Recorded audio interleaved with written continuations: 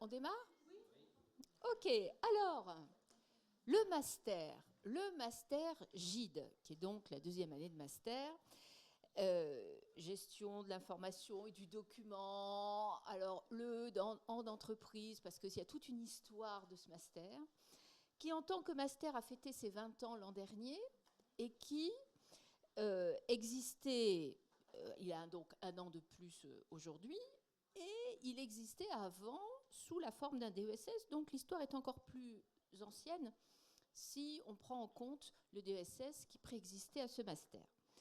Alors, la journée qui nous réunit aujourd'hui, la journée Égide, qui nous réunit chaque année, eh bien, elle suit l'évolution de ce master depuis ces nombreuses années. Elle est devenue l'organisation de cette journée Égide, elle est devenue un projet d'année des étudiants, un projet parmi d'autres, mais un projet qui donne lieu, comme vous le verrez, à la présentation des autres projets réalisés par les étudiants. Il y a au total 3 grands projets d'année. 3 grands projets d'année, dont le projet de la journée Égide. Et tous ces projets sont présentés aujourd'hui. La journée Égide, cette année, nous réunit sur le thème des bibliothèques. Alors, ce thème-là, c'était une volonté commune des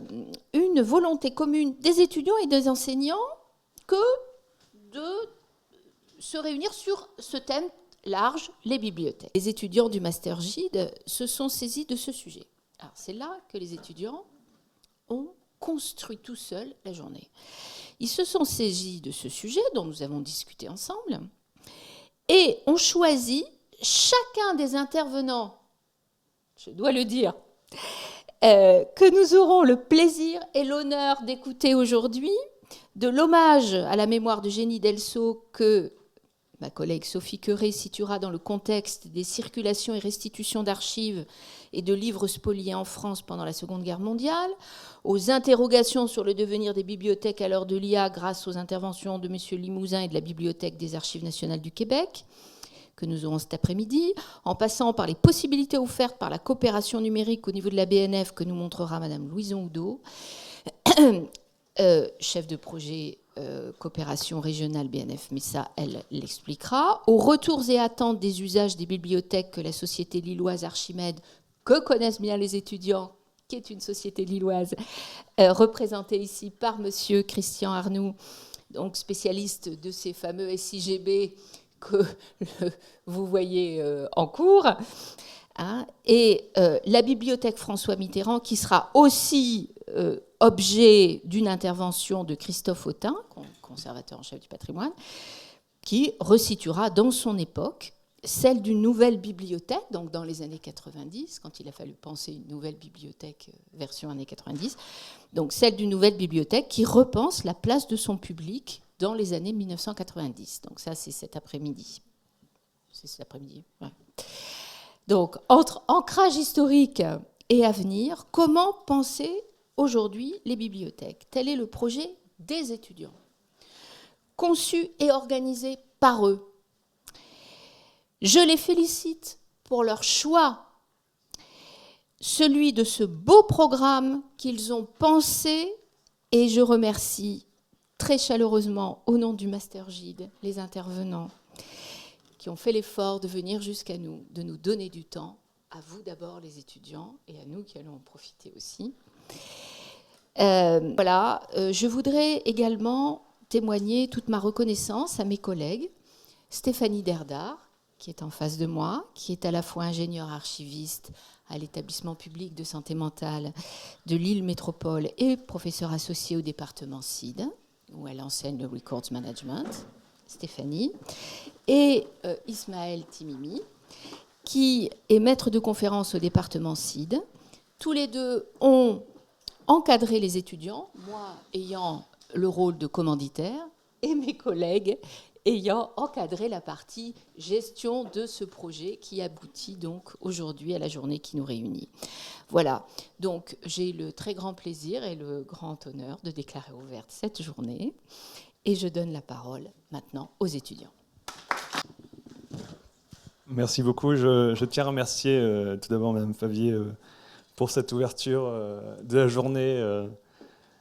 Je tiens à réitérer aussi mes remerciements pour les intervenants qui ont pu venir ce matin, sans qui cette journée n'aurait pas pu être faite, et comme aux enseignants qui ont pu encadrer ce projet durant tout au long de l'année. C'est vrai que pendant la volonté de notre journée, on a voulu véritablement mettre en valeur l'avenir et comment le travail de tous ces chercheurs, de tous ces professeurs, tous ces professionnels de nos métiers. Dans notre problématique de la collection et la connexion, et peut-être à l'heure du changement, on a souhaité tout d'abord véritablement avoir des intervenants qui puissent tracer toute cette évolution, qui ont pu démontrer par leur parcours et par leur recherche et par leur domaine l'avancement dans lequel on fait face, dans lequel notre domaine fait face. Pour commencer directement cette journée, on va commencer par, je rappelle que avait dit Madame Favier sur l'hommage à Madame Gilles Delzot. On a voulu rendre hommage à ces personnes oubliées de l'histoire des bibliothèques. Et nous commencerons donc par une intervention sur les circulations et restitutions d'archives et de livres spoliés en France pendant la Seconde Guerre mondiale, thématique chère de Madame Gilles Delzot, mais également de la première intervenante, Madame Sophie Queuret, professeure des universités en histoire contemporaine à l'Université Paris-Cité, que je vous demande d'applaudir. Merci. Écoutez, bonjour à toutes et tous, et merci vraiment pour votre invitation.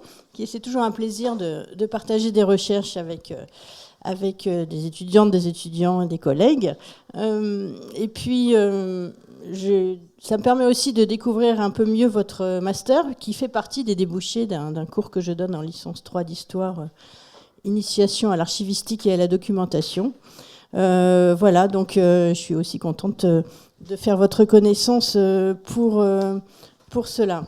Alors, je vais essayer de ne pas être trop longue, mais on a quand même pris un peu de retard, donc j'ai quand même mon temps de parole. Je vais quand même l'occuper. Les bibliothèques à l'heure du changement, le retour dans le passé n'est pas si évident. On est sur des changements de guerre et de spoliation, donc des changements brutaux. Et ça fait partie des questions que je me suis posée pour commencer et que je vous poserai aussi pour terminer. C'est-à-dire, certes, on va parler d'histoire, mais finalement, ce sont des questions que je pense qu'il faut continuer à se poser, même si vous allez avoir des métiers qui vont vous sembler, disons, plus techniques que politiques. En réalité, la politique n'est jamais loin. Dans les choix de la documentation, que ce soit en entreprise ou dans les administrations. Autre question qu'on va suivre dans cette présentation, c'est la question de la fragilité et de la vulnérabilité de la documentation, qui évidemment là concerne des papiers, des livres et des archives, mais question qui n'est loin d'avoir disparu, comme vous le savez tous et toutes, avec le numérique. Et donc, vous m'avez proposé comme point de départ la belle personnalité de Jenny Delzot, dont je vais dire un mot dans un instant, dont c'est effectivement l'anniversaire de la naissance, puisqu'elle est née en 1896. Donc on aurait pu avoir deux problématiques. Une problématique de la féminisation de la profession. C'était une autre intervention, puisque c'est une pionnière des bibliothèques, des femmes dans les bibliothèques, et du reste aussi dans les archives. Mais c'est ici, on va apercevoir son rôle plutôt dans la question de la restitution des bibliothèques spoliées, comme on va le voir dans un instant. Donc, je pars de mes recherches. Je vous ai mis ici une petite bibliographie sous forme de couverture, des recherches qui sont donc parties de la fin du XXe siècle. Pour les plus jeunes d'entre vous, c'est déjà de l'archéologie. Mais pour moi, c'était la période de ma thèse. Et c'est vrai que c'était le choc du retour de la révélation et du retour de millions de livres et d'archives spoliés par les nazis avec la complicité ou la rivalité du régime de Vichy entre 1940 et 1944 en France. Donc, une histoire qui avait été plutôt oubliée et qu'on a redécouvert avec la chute du mur de Berlin et la disparition de l'Union soviétique, parce qu'une partie donc, de ces livres et de ces archives saisis pendant la période de l'occupation et du régime de Vichy se sont retrouvés à Moscou. On va le voir dans un instant. Et c'est vrai qu'avec mon collègue et ami Frédéric Monnier, on avait été appelés. On était tout jeunes, mais comme on travaillait sur cette période et sur ces questions d'archives, un peu à jeter un œil sur ces inventaires en russe. Et c'était le point de départ de ma curiosité pour ces questions qui, depuis, ont été beaucoup étudiées. Et je citerai notamment sur les bibliothèques, les travaux et le travail de sensibilisation de Martine Poulain, conservatrice émérite des bibliothèques, qui a joué et joue toujours un rôle très important dans cette recherche.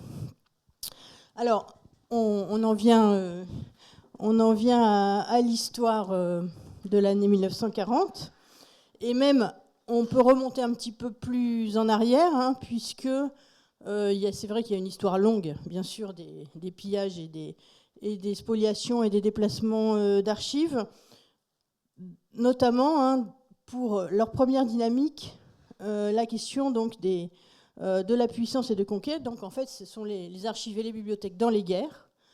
Qu'est-ce qu'elles deviennent ?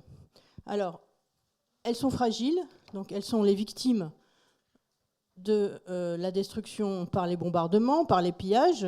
J'y reviendrai en conclusion à propos de l'Ukraine ou de la Palestine, sur lesquelles il y a malheureusement une actualité. Elles sont des prises de guerre légitimes, donc on va parler de saisie, notamment par exemple quand il y a des déplacements de frontières, les archives se déplacent avec les frontières.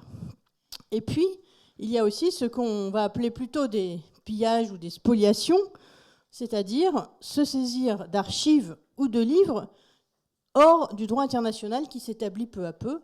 Et le premier tournant, c'est Napoléon Ier, une période qui a été étudiée par Bénédicte Savoy, que vous connaissez peut-être aussi pour ses travaux sur la question coloniale, et par notre collègue Maria Pia Donato. Donc Napoléon Ier qui va embarquer dans son empire qui s'étend notamment jusqu'en Italie, en Espagne, va embarquer des archives, des livres et aussi des œuvres d'art qui vont nourrir le Louvre. Donc ça, c'est un premier tournant. Et le deuxième tournant, c'est bien la Seconde Guerre mondiale, avec une politique systématique de la part des nazis. Alors, des nazis au sens, disons, large, c'est-à-dire le parti nazi, mais aussi le ministère des Affaires étrangères allemand, mais aussi l'armée allemande, qui donc visitent systématiquement à la fois donc des institutions non historiques et des institutions plus historiques, et à la fois aussi des institutions publiques et des institutions privées. Donc, un exemple qu'on peut donner, c'est le Quai d'Orsay, donc le ministère des Affaires étrangères, qui est en partie occupé, en partie déménagé, notamment les collections qui avaient été évacuées dans les châteaux de la Loire. Mais ici, donc, sur cette photo, je vous ai mis le lien, la page est très bien faite. On est bien à Paris, sur les bords de Seine, et la bibliothèque. Donc, c'était une bibliothèque de travail, mais ça vous concerne évidemment, puisque la documentation dans les entreprises, la documentation dans les institutions type ministère, c'est aussi une documentation de travail. Bien sûr que les bibliothèques patrimoniales ne sont pas les seules bibliothèques. Et donc cette bibliothèque, qui était une bibliothèque de travail, mais aussi une bibliothèque patrimoniale, puisque les archives diplomatiques ont été fondées au XVIIIe siècle, elle est en partie donc pillée et évacuée en Allemagne. Donc ce sont des trophées de guerre, ce sont des documents qu'on pense pouvoir être utiles, parce que là c'est des documents de travail, il y a une histoire toute récente, notamment sur le conflit franco-allemand en 14-18 ou l'occupation de la Ruhr dans les années 20. Et puis, deuxième dynamique, c'est aussi une dynamique de réécriture de l'histoire qui est menée par les nazis, c'est-à-dire effacer certains points de l'histoire, mettre en avant d'autres points, par exemple la germanité d'une partie de la France, notamment de la Bourgogne. Donc on va aussi saisir des collections archéologiques, mais aussi donc saisir des livres précieux et anciens qui vont être incorporés aux bibliothèques allemandes. C'est-à-dire le Grand Reich a pour vocation d'avoir les plus belles collections, et notamment donc de livres. Alors là, je ne pense pas qu'on voit très bien, si on voit un petit peu, notamment donc de livres qui concernent l'histoire de l'Allemagne, ou qui concernent par exemple le savant Humboldt, etc. Donc tout ce qui concerne l'histoire de l'Allemagne doit être en Allemagne. Et si on a le temps, je pourrais parler, si vous voulez, de la politique actuelle de la Russie, qui est un mutatis mutandis un petit peu sur les mêmes bases. Donc ça, c'est la deuxième dynamique. Et la troisième dynamique, c'est la spoliation pour dominer ou détruire un groupe idéologiquement adverse. Donc là, on est plus dans une nouveauté des régimes totalitaires. Il s'agit de véritablement à la fois étudier et éventuellement donc détruire complètement un groupe que l'on considère comme ennemi. Donc c'est la politique génocidaire des nazis envers les juifs. Et la spoliation des biens culturels, comme l'a dit un archiviste juste après la guerre, c'est un crime mineur. Parce qu'évidemment, ce sont les humains qui comptent, qui sont les plus importants, malgré tout. Le patrimoine culturel compte. Et donc, on a donc des déplacements et des saisies, donc essentiellement de collections juives. Donc là, on est dans les collections privées, par exemple l'Alliance israélite universelle, mais aussi des individus spoliés comme juifs, comme par exemple l'historien Marc Bloch, dont vous n'ignorez pas qu'il va entrer au Panthéon bientôt, mais aussi des bibliothèques et des archives slaves, donc russes, ukrainiennes, polonaises à Paris. Et puis enfin, c'est moins connu, mais vous verrez plus tard pourquoi je m'y suis intéressée, la bibliothèque arménienne de Paris, donc, que vous voyez ici, avec l'ouvrage que lui a consacré son directeur Boris Adjemian, donc, qui intéresse les nazis aussi, notamment parce que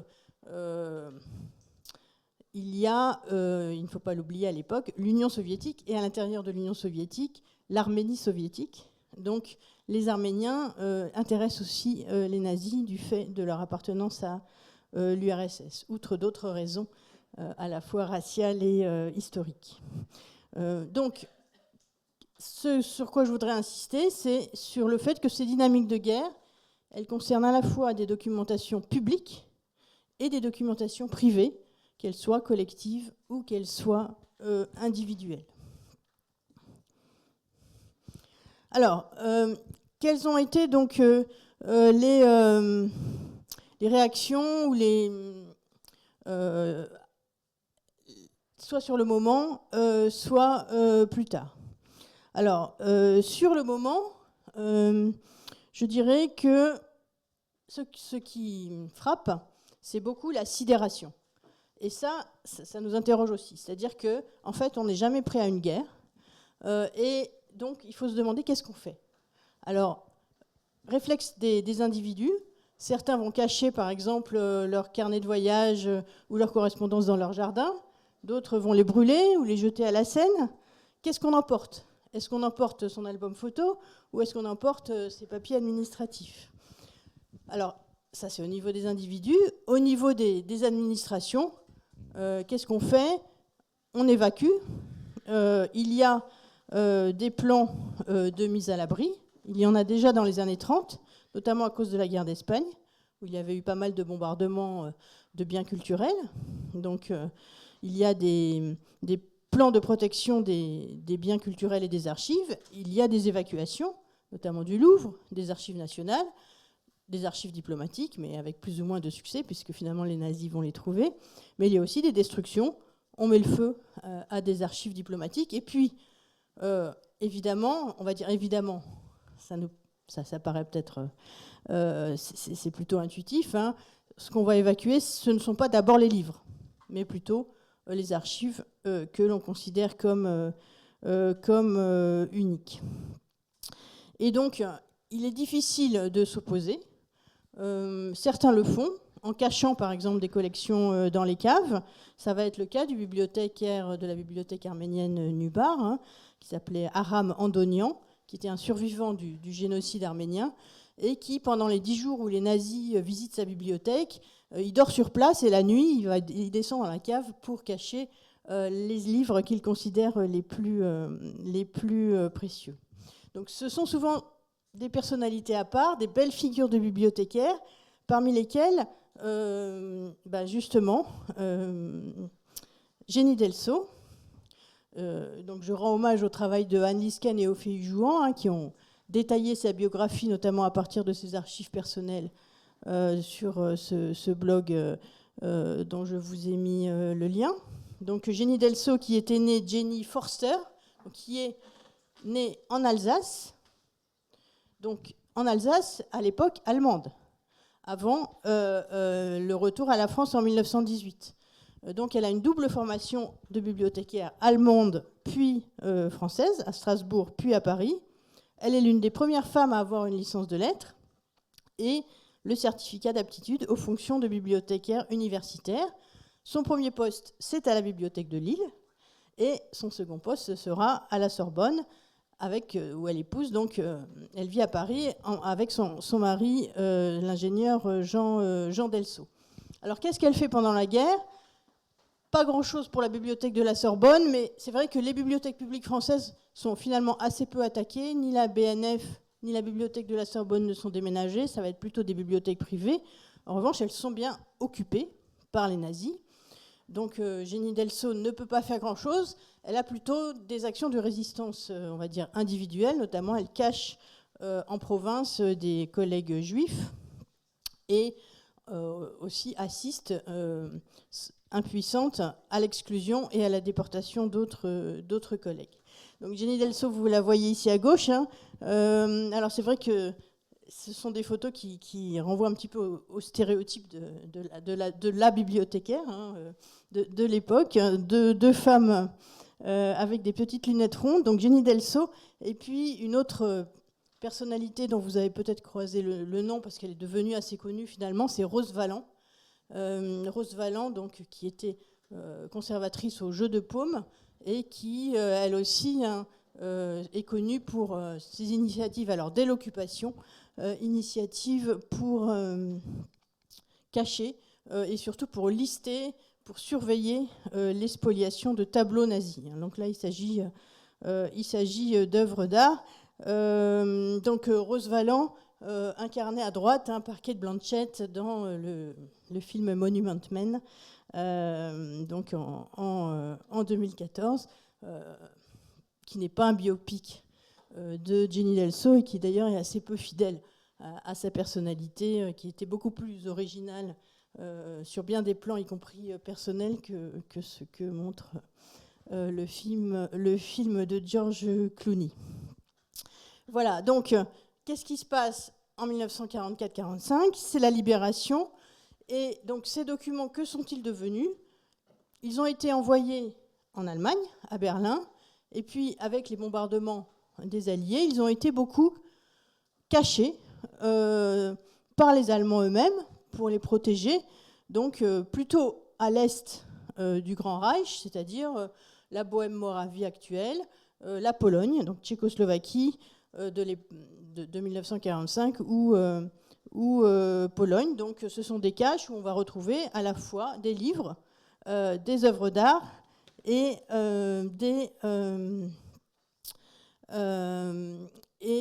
des archives. Donc Jenny Delceau, j'accélère, est placée donc à la tête de la sous-commission des livres de la commission de récupération artistique. Donc c'est tout un travail qu'elle va diriger pour à la fois avoir des missions en Allemagne, retrouver les livres et ensuite les restituer à leurs propriétaires s'ils sont toujours vivants.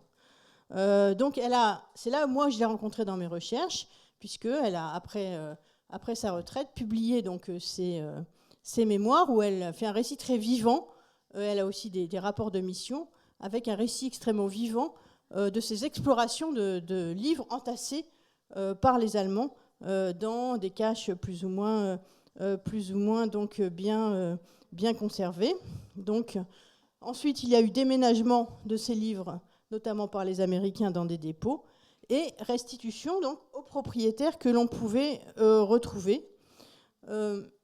Les autres livres, ceux qu'on n'a pas pu identifier, ont été attribués aux bibliothèques. Donc il y en a certainement à la bibliothèque universitaire de Lille, il y en a beaucoup à Strasbourg, il y en a beaucoup à la BNF, il y en a aussi au Langso. Et donc ces livres ont été petit à petit oubliés. Alors, ça, ce sont les livres qui étaient dans les zones américaines, françaises et britanniques. En revanche, les soviétiques, eux, considèrent que c'est un butin de guerre et emportent tout cela, donc en Union soviétique, comme des trophées, c'est le mot qu'on emploie à l'époque, comme des trophées. Donc d'un côté les livres répartis dans les bibliothèques soviétiques, de l'autre les archives qui vont être donc déposées. Alors en grande partie dans un centre secret qui se trouvait à Moscou, donc qui est ici en fait. C'est moi-même qui ai pris la photo, mais elles ne sont plus ici. Et puis aussi, du fait des hasards de la guerre, à la Bibliothèque nationale de Minsk, donc ce monument un peu spatial là, que j'ai eu la chance aussi de visiter en 2014. Et notamment, c'est là que se retrouvent les livres et les archives arméniennes. Donc, au secret, jusqu'à la chute de l'Union soviétique. Et donc, à partir de 1991-1994, début des années 2000, des négociations et des retours vers la France, donc à la fois d'archives et de très peu de livres en réalité. Donc ce sont surtout les archives qui ont été négociées, ce qui explique qu'à la Bibliothèque nationale de Minsk, il y a beaucoup de livres français, qui sont d'ailleurs tout à fait incorporés dans le catalogue, Ils sont considérés désormais comme du patrimoine donc biélorusse, puisque Minsk se trouve en Biélorussie.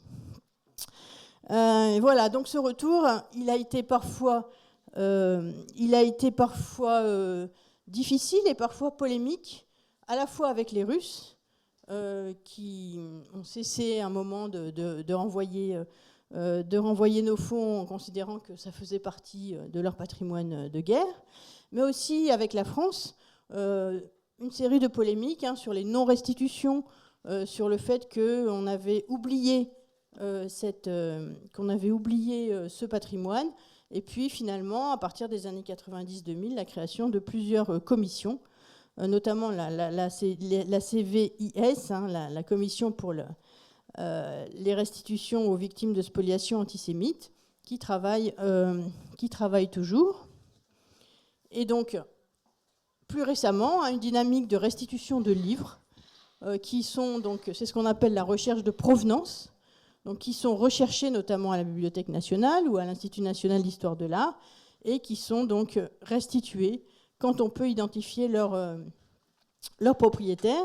C'est ce qui s'est passé il y a quelques semaines à la BNF, avec la ministre de l'époque, Rachida Dati, qui a donc restitué à la famille de Marc Bloch, et notamment son arrière-petit-fils, qui est doctorant en histoire, Mathis Bloch, un livre qui avait été trouvé donc dans les fonds de la bibliothèque de l'Institut national d'histoire de l'art, et que la famille a aussitôt donné à la bibliothèque de la Sorbonne. Voilà pour ce parcours très rapide dans l'histoire.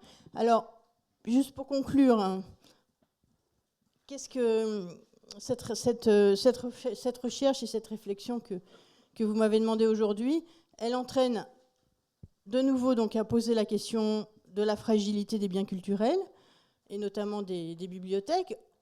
Question à poser évidemment de nos jours avec la fragilité du stockage numérique. Je me suis notamment, mais il y a des collègues de la BNF qui pourront vous en parler, hein. J'ai recherché un petit peu le système de préservation et d'archivage de la Bibliothèque nationale. On annonce qu'il y a un serveur à Paris et un autre serveur de secours. Bon. D'autres institutions ont plus de serveurs de secours. Où sont-ils? Comment ça marche? C'est pas toujours très clair. Par exemple, les bibliothèques numériques, un Kern Info que vous connaissez, que vous utilisez, où sont les serveurs?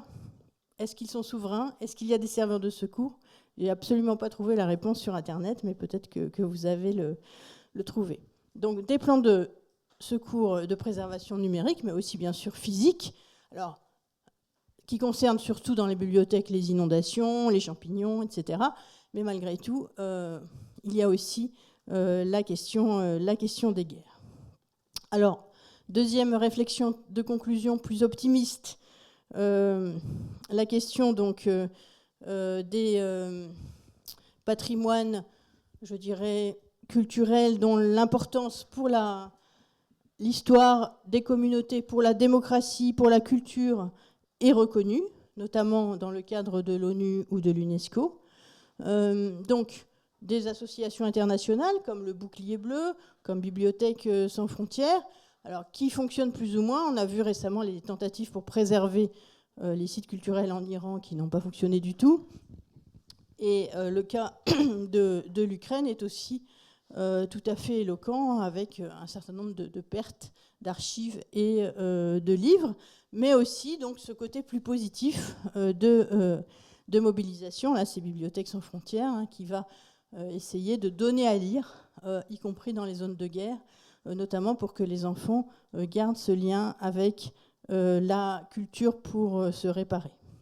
Et dernier point de conclusion, c'est la réflexion qui est internationale sur cette question des spoliations et des restitutions, qui est une réflexion qui est à la fois juridique, il y a beaucoup de juristes qui s'y intéressent, mais qui est aussi éthique et morale, c'est-à-dire où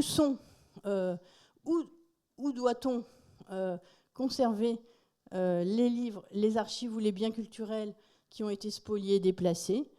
Question donc qui désormais est pensée à la fois du point de vue historique, avec la question des guerres dont on vient de parler, mais aussi d'un point de vue, je dirais, peut-être encore plus vivant, avec la question des mémoires des colonisations, et qui certainement se posera aussitôt que possible, on l'espère, quand la paix sera revenue, que ce soit au Moyen-Orient ou en Ukraine. Merci beaucoup.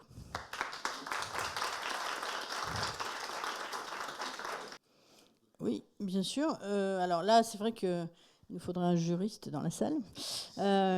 Donc on distingue les saisies des spoliations, en fait. Les saisies sont légales et légitimes. C'est la légitimité du droit, parce que le droit, il évolue aussi. C'est-à-dire que pendant les saisies coloniales ont été considérées comme légitimes. Et maintenant, on considère que, en réalité, non, parce qu'il y avait de la violence dissimulée, notamment dans ces... C'est-à-dire que il y a récemment une exposition au Quai Branly très intéressante sur l'expédition Dakar-Djibouti. Quand on se déplace et que, en force, et qu'on est le colonisateur blanc, et qu'on dit « Ah, j'aimerais bien acheter cette statue, ce manuscrit », en réalité, les personnes n'ont pas vraiment le choix. Donc, ce qui peut apparaître comme légal, en réalité, n'est pas légitime. Donc ça, c'est un premier point. Et c'est vrai que dans le droit de la guerre, qui a été établi à partir de la Convention de La Haye en 1907 et qui a beaucoup évolué après la Seconde Guerre mondiale, dans le droit de la guerre, on a le droit de saisir notamment les documents qui servent à la conduite de la guerre, donc des documents militaires par exemple, ou des armes, mais on n'a pas le droit de saisir des biens culturels, ou d'ailleurs en lien avec le soin, avec la médecine. Donc ça, c'est complètement interdit. Et normalement, on n'a pas le droit non plus de les détruire. Donc bombarder une église comme hier ou avant-hier en Ukraine, c'est évidemment contre le droit international. Voilà, donc il y a effectivement un droit de la guerre, ça peut paraître paradoxal, qui est plus ou moins respecté, mais c'est intéressant de voir aussi qu'il évolue en fonction des en fonction des sensibilités, notamment la question des restitutions se pose en ce sens. Qu'est-ce qu'on doit rendre de l'ensemble des biens culturels qui ont été déplacés, notamment dans les dynamiques de colonisation.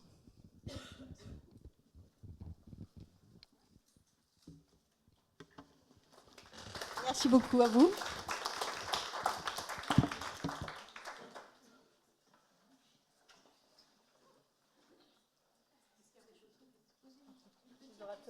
L'oratrice suivante a disparu. Micro fonctionne, c'est bon. Non, par curiosité, est-ce que on nous a beaucoup parlé donc de cette question de la restitution des biens, des œuvres, des œuvres qui sont dans nos musées, et peu du patrimoine écrit. Et quel est l'état de la demande de la part des pays qui ont été colonisés en matière de prise de guerre ou de colonisation, de spoliation pour ce qui est du patrimoine écrit? Est-ce qu'il y a des demandes oui, importantes, tout à fait. Alors, importantes, oui, enfin, tout aussi, selon moi, tout aussi importantes, parce que c'est vrai qu'une œuvre d'art peut paraître plus symbolique. Mais bien sûr, il y a des contentieux. Le plus ancien et qui est toujours en cours, c'est avec l'Algérie. Donc, qui est toujours... alors, il y a eu des discussions, notamment sur la question de la numérisation, parce que c'est vrai qu'un objet de culte ou bien un sabre, on ne peut pas vraiment le numériser, encore qu'avec une imprimante 3D, pourquoi pas. Bon, le patrimoine écrit, oui. Mais en réalité, on voit l'importance symbolique parce que l'Algérie demande les originaux des documents qu'elle réclame et non pas les copies. Donc cette question de la copie et du double, elle est intéressante. Donc avec l'Algérie, avec le Maroc, notamment un certain nombre d'archives qui sont arrivées en métropole à l'époque, au moment de la guerre du Rif, donc dans les années 20. Et puis, il y a maintenant un certain nombre de pays d'Afrique qui réclament aussi, qui peuvent réclamer des archives. Donc, c'est plutôt une dynamique croissante, de même que pour le patrimoine culturel d'ailleurs.